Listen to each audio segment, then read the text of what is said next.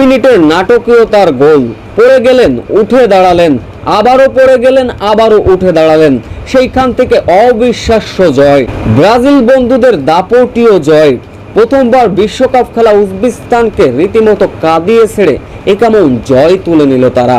Match জুড়ে ছিল রোমাঞ্চ আর নাটকীয়তা। উজবেকিস্তানকে সমবেদনা জানিয়ে যা বললেন নেইমার থেকে ব্রাজিলিয়ান ফুটবল দল। সেই সুবাদে ৬০তম মিনিটে এসে সমতাসূচক গোল করে উজবেকিস্তান, কিন্তু তাতেও শেষ রক্ষা হয়নি প্রথমবারের মতো বিশ্বকাপ খেলতে আসা দলটি। এরপরে যেন কলম্বিয়ার কাছে রীতিমতো ধুঁকছিল। উজবেকিস্তানের জালে আরও দুইবার বল পাঠালো কলম্বিয়া। ৬৫ মিনিটের দলের দ্বিতীয় গোলটি করেন লুইস। এরপর নয়া দল উজবেকিস্তান ম্যাচে ফেরার জন্য মরিয়া হয়ে উঠেছিল।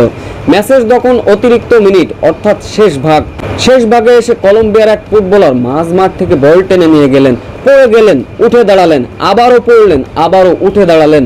বল এবার টেনে নিয়ে ডিবক্সের ভিতর হাওয়ায় ভাসিয়ে দিলেন। সেইখান থেকে কলম্বিয়ার এক ফুটবলার হেড করে দারুণ এক গোল করলেন। তাতে করে প্রথমবারের মতো বিশ্বকাপ খেলা উজবেকিস্তানকে কাঁদিয়ে ৩-১ গোলের বড় ব্যবধানে ব্রাজিল লাতিন আমেরিকার দলটি কলম্বিয়া বড় জয় লাভ করে।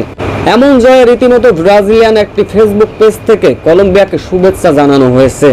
যেহেতু এটা একটা লাতিন আমেরিকার দল, তাই বলাই চলে ব্রাজিলদের সতীর্থ খেলোয়াড় ছিলেন কলম্বিয়ারাই।